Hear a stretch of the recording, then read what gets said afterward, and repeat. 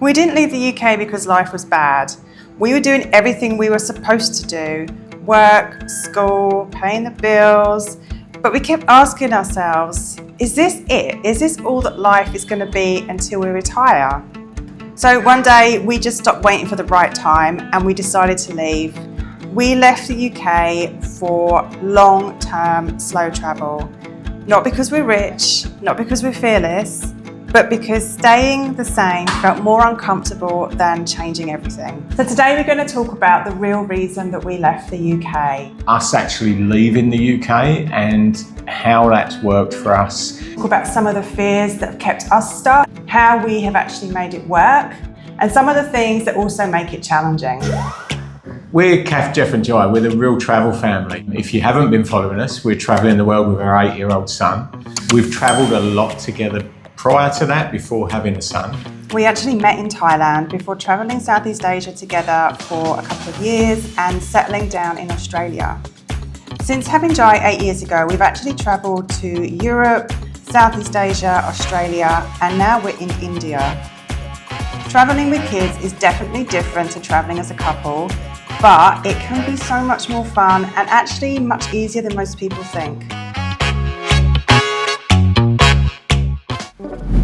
Living in the UK, it's got to the point where we felt we wanted to leave. And we still love being in the UK. We've got family there, we've got friends there, you know, our lives are there really. We grew up there, but it's just not where we wanted to be anymore. Before we left, we had normal lives. We worked, Jai went to school, we saw each other at the weekend, we went out with friends at the weekend, you know, we just had normal lives, really.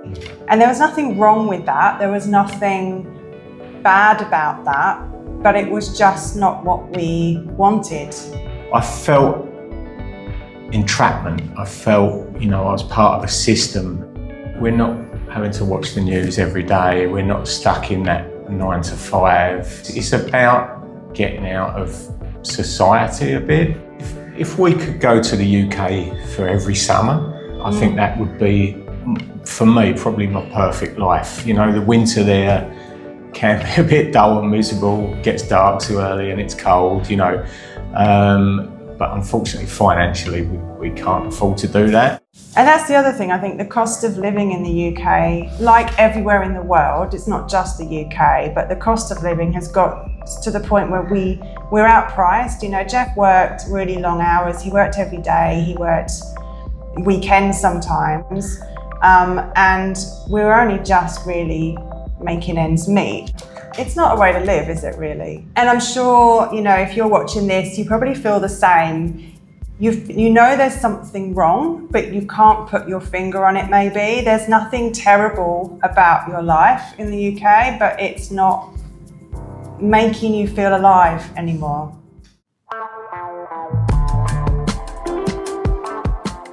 We're originally from the UK, but we left many years ago, in the early 2000s, and we lived in Australia for about 11 years. And then we went back to the UK. We always intended to leave the UK. We never intended to stay there for as long as we did. We stayed there for 10 years. 10 years, yeah. And there were so many things that sort of kept us stuck. Even though we've travelled before, even though we've left the UK before, even though we've actually done all this before, there were still things that kept us stuck this time around. There's a lot of fear behind leaving the UK. There's a lot of people feel fear of the unknown. I think everyone at first it is a big leap. You know, you go on a 2-week holiday and you think, wouldn't this be lovely to last forever? Money is a big thing, isn't it? Like if you've got a mortgage, if you've got bills, you've got credit cards, you've got obviously kids and things, you know, money is always going to be a difficult one. And then how to earn money while you're away, or save enough to be away for how long, and money's a big one. I think another fear that we had was Jai and how he would cope with travelling. So he's only 8 now, he was 6 when we left. So he's still young enough that his education is something that we can easily do as a homeschool. But would he be okay not being in school? Would he be okay socially? Would he be okay still learning? Would he be safe? There's so many questions around that. Are we doing the right thing by him? You know, there was lots of it, wasn't there? Yeah. We recently spent quite a lot of time with other families, 3 months in Southeast Asia, if you haven't seen it, with other families travelling with a travelling school. Now, quite a few of those families, it was the first time they'd ever done anything like this. It was interesting for us watching them change. I mean, they went from people who are so obviously used to their 9 to 5 and their house and their car and their family and their very safe lives to, oh my God, we're out here in the middle of Asia, it's crazy, we're here with our kids. And the changes in some of the people was fantastic. Families just relaxed. They were loving every day. It took a little while. It's like starting a new job. You feel a little bit like a fish out of water at first. But once you settle into it and you get used to that feeling, you start really living life. Nothing really drastic happened to make us want to up and leave the UK. It was a slow build-up of lots and lots and lots of things. And eventually we knew we just didn't want to be here anymore. Jai really loved the idea of travelling. He always talked about visiting Australia and going and seeing the wildlife of Asia. So there just came this point where we were just fed up with being in the cold, grey UK, and we just missed Australia and the warm weather. We missed being in Asia, we missed living out of backpacks, we missed the excitement and adventure of travelling. And we felt sure that Jai was old enough to be able to handle the challenges of travelling, and the fact that he had such an adventurous spirit, we knew that he'd love it just as much as we do.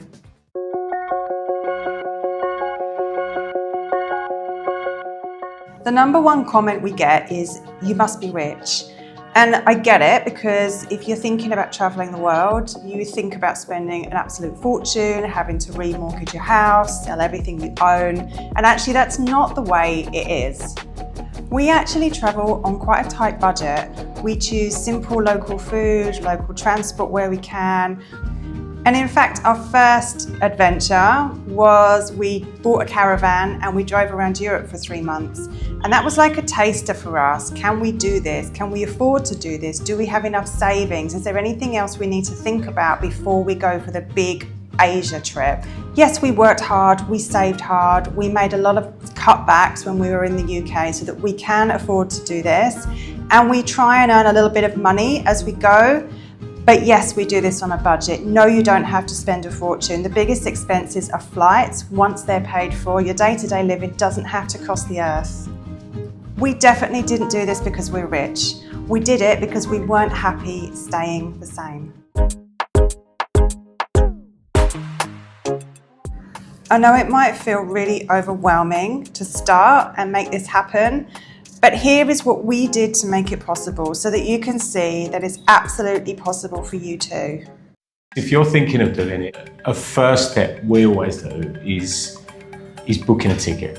You know, think about where you want to go, do a bit of research into it, book the ticket. Once that ticket's booked, your mindset changes. You've got that date and that goal. And all of a sudden, everything starts leading towards that. Yeah, and then from there, you can do other things to save money. So you can get rid of all the subscriptions that you don't need. You know, do you really need to have Apple TV and Netflix, you know? You can start reducing the spending that you have every week. So maybe reduce the amount of luxury food you buy every week, you know, maybe, and include the kids with this. This is a really, really important thing as well. We made sure that Jai understood that we couldn't take all of his toys with us. So therefore, he started choosing toys that he could sell and make a little bit of money for himself, but also he stopped wanting to buy lots of things because he knew that he couldn't buy new toys because he couldn't take them with him. So it's things like that. And definitely involving the kids is a really, really important thing as well. So another really good tip to make this work is to choose cheaper regions of the world. So there are some places you can travel to and you can spend an absolute fortune. So you can go to, Europe or America or Australia, and it's going to be, or Japan, it's going to be very expensive. If you're planning to travel longer term and you have a budget, then start with the cheaper parts of the world. So Asia is usually cheaper, South America, Central America. These are normally the cheaper parts of the world to travel. We always find as well, whenever you get somewhere, it's like a honeymoon period, the first bit, isn't it? You've got to find your feet in a new place. It's like anywhere, isn't it? Like you get somewhere new and you end up eating in the most expensive touristy places because that's where you're staying, and you pay too much for the first motorbike rental maybe, because you just don't know how much things cost. If you're traveling long term, don't move around too much. So if you can slow travel and stay in one place for a few weeks or even a few months, you're going to save yourself a lot of money because you can find accommodation that's longer term rather than week by week. You can do month by month. And that means obviously you save money on accommodation, but you can also start cooking meals rather than eating out all the time.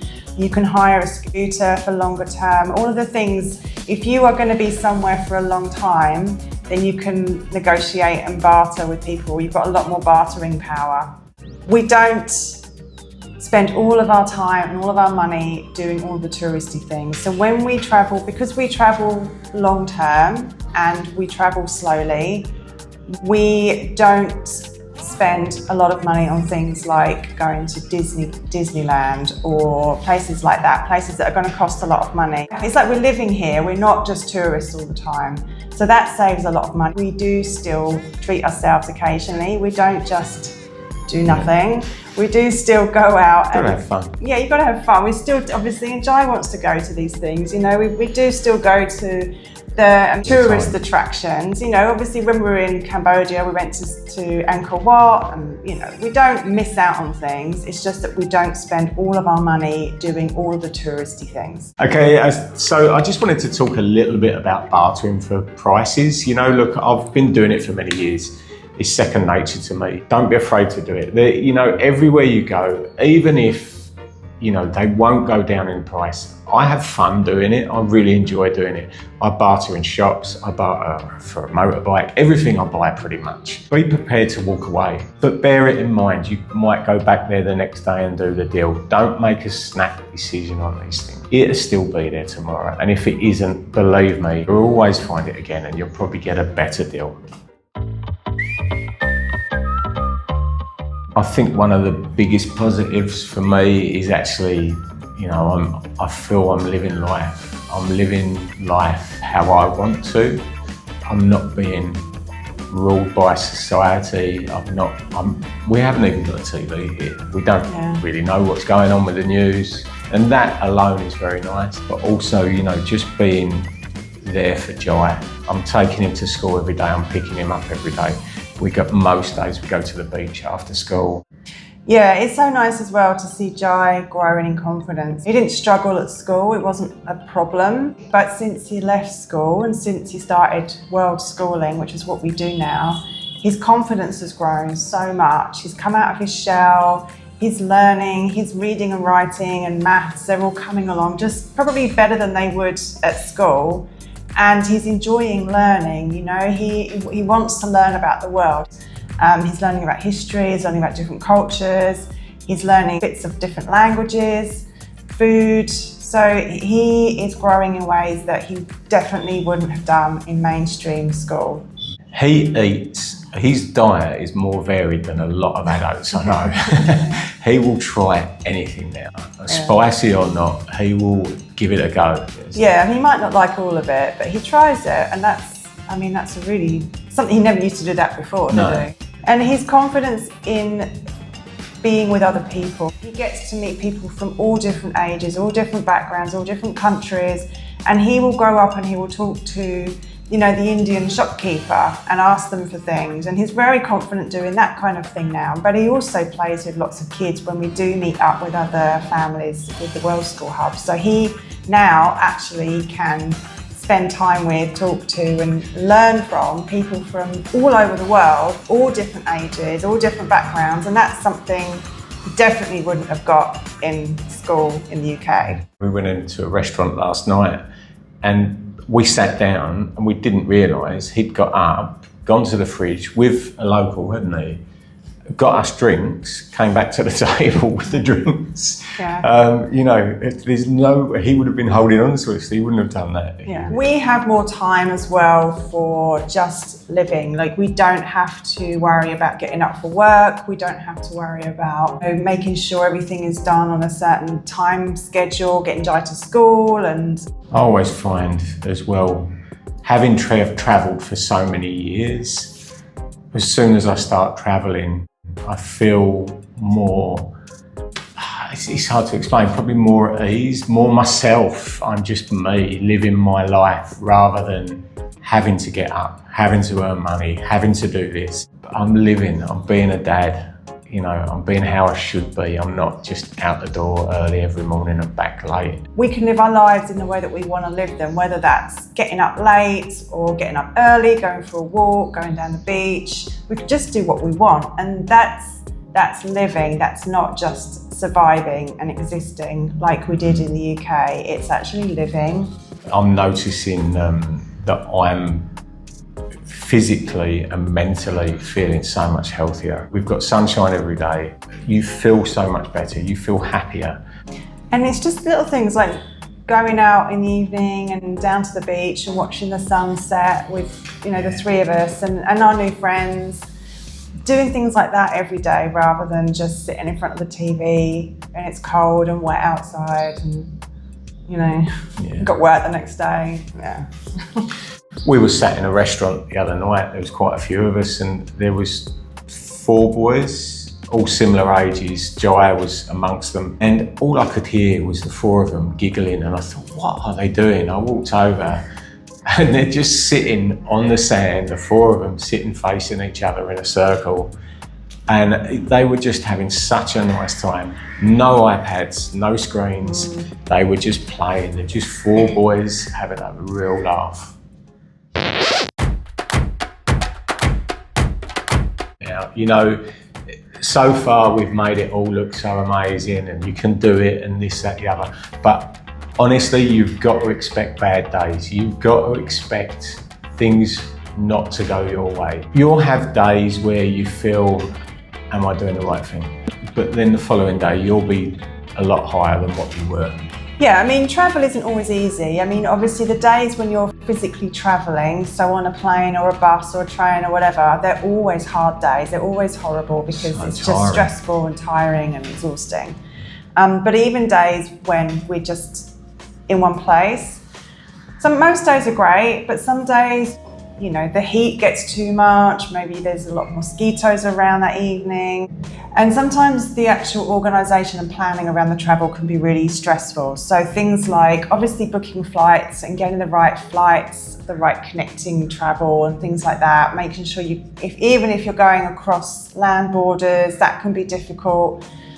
Visas can sometimes be really stressful. You need to make sure you've got the right visa, you need to make sure the dates that you leave are the right dates. We arrived in Kuala Lumpur and I didn't realise we should have done this online form before we even got there, so we were scrambling to get it done before we went through immigration. So there's a lot to think about, and every time you go to a different country, you need to be obviously checking. It doesn't matter where you are in the world, everything's never going to be perfect. I've had days where I feel like everything's going wrong for me. Everything's going wrong. But I'd still rather be doing this. But things always work out as well. I mean, eventually, you know, you might have a bad couple of days, but then it's not as bad as it was in England. No, right. If you're watching this because you're dreaming of doing something different, this is your sign. You don't have to be rich, you don't have to be fearless, you don't have to wait for that perfect time. You only have to decide that you want your life to feel like yours again. So I think to sum it all up, our advice would be, if you're thinking of doing it, you know, just make the step. You won't regret it. If you're new here, we're the Real Travel Family. We create honest, budget-friendly travel content for real families. If this resonates with you, subscribe and stick around. Next week, we'll be sharing much more of our travels in India, in Southeast Asia, and with our 8-year-old Sanjay.